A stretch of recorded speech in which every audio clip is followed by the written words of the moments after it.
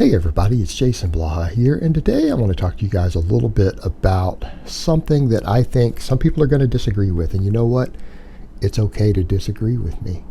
I have opinions. Sometimes I have very strong opinions. And you know what? We all have opinions. But opinions are what they are. It doesn't automatically mean that I'm right and you're wrong because we have a different opinion. It doesn't mean that I'm the smartest one and you're a moron. It doesn't mean the reverse either. We have our opinions, and this is one of those that I feel strongly about. And I feel strongly enough about it in that my experience over the years, I legitimately believe that machines are all around inferior, that it will take you more time to develop your fullest potential in both athleticism, strength, and even size, playing around with machines. And ultimately, I think they're nothing more than a trendy tool used to make sure that you get more of the lay population coming to a gym, but the expense of floor space and money that could have been far more effectively spent on other things, to the point to where if I ever opened a gym, there would not be a single machine in it. There might not even be a cable station other than maybe a single cable in the corner.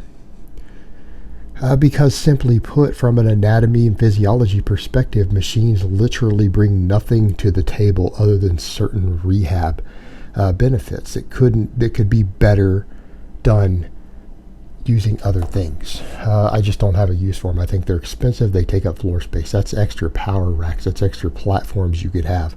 You could stick a glute ham raise in place of some of these machines. They're a waste of space and a waste of money. And the reason I say that is that people ultimately go to machines because of muscle imbalances they've created through ineffective training or weaknesses and lack of work capacity with free weights, or because they're scared of free weights. When the reality is, every coach who really works with this stuff will tell you that they can get a 60-year-old housewife who's starting to have osteoporosis. They can get her into the weight room and have her squatting within a month with a barbell, squatting and deadlifting. All it takes is a little bit of proper coaching. So the reality is, the demographic of people who are drawn to machines, which will join a gym that has a lot of machines, are actually people who really would reach their health and fitness goals far more effectively if they simply got under a barbell and were taught to use one correctly. And the fact that they waste the time on the machines is potentially counterproductive. But they're trendy, and we can blame Arthur Jones for this, who I'm not a fan of, because I'm neither a fan of HIIT nor am I a fan of the fact that he got all these machines into gyms and basically did turnkey systems to where he produced all these machines and you could buy like 12 machines and then your gym was equipped. And yes, it got more people into the gym. It popularized things, but the effectiveness of training has overall been reduced. Now, a lot of people are like, well, I need this machine, and it's nice to have options. But the argument I would make back to that is that it's not increasing your effective options. It's just letting you have exercise ADHD.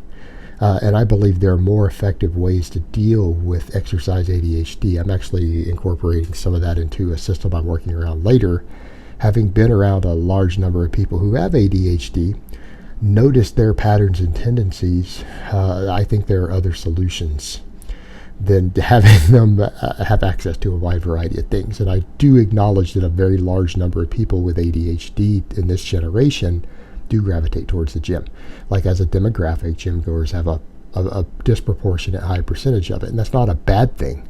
That's another topic entirely. I'm getting sidetracked. But the point is, you're not increasing your options, because if for every machine that's sitting there in your gym, that's one less power rack. That's one less deadlift platform. That's one less glute ham raise or reverse hyperextension or something like that. In other words, it's not giving you options, it's reducing them. One more competition bench with safety set into the side. You know, is it really worth it when you think about it? And here's what I'm going to go to. Guys will say, well, I need this for my chest. Can you tell me which part of your chest or your triceps cannot be fully developed with a barbell or dumbbell? I would like for anyone who would make that statement to explain to me which part of their pectoral or which head of their tricep can actually get superior stimulation from a machine versus a barbell or a dumbbell. And which one's going to make you a better athlete on top of it? Because I can assure you, most of you out there will, even if you're training now for just bodybuilding and aesthetic purposes, you will probably eventually, you stay fit long enough, you will find something else you also want to do. The vast majority of you will. Whether it's tennis or golf or powerlifting or whatever else, you'll find something else that you're interested in, rock climbing, and you're going to find that there are a lot of free weights that are going to give you better carryover. But yeah, they'll say that with something like a chest, and then all this back stuff. It's always, well, my lower back and my core are too fatigued to train my back. They're too fatigued to train my back.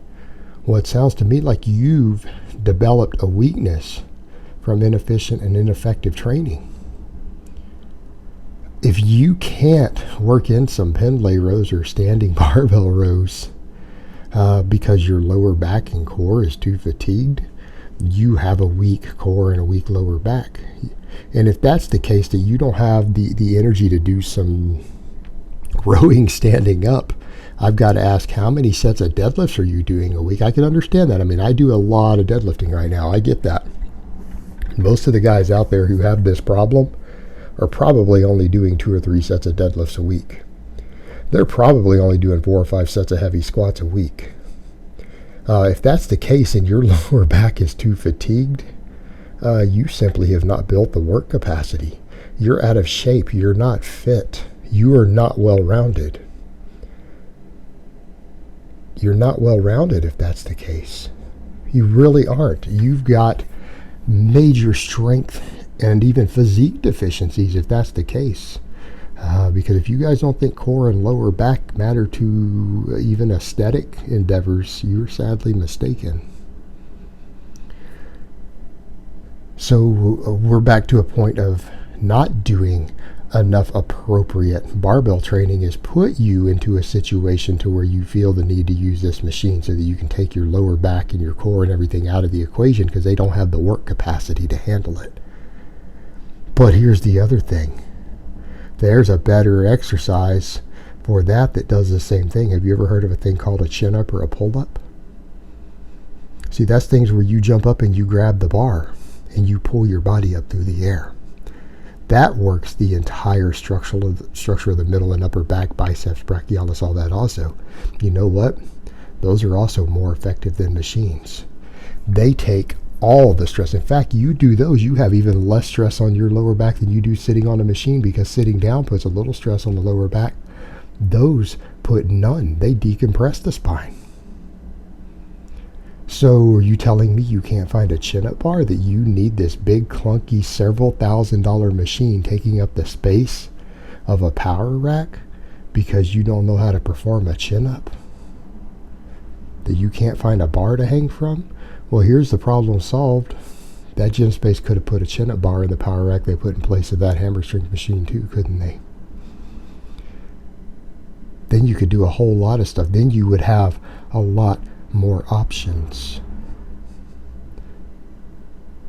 And that's the problem. People gravitate towards these machines, and you see it all the time. You see guys over doing stuff. I see it all the time, even in my current gym. I'll see kids over there doing bicep curls, and there's nothing wrong with doing bicep curls. You want to do bicep curls, do bicep curls. Hell, I'm doing bicep curls on camera.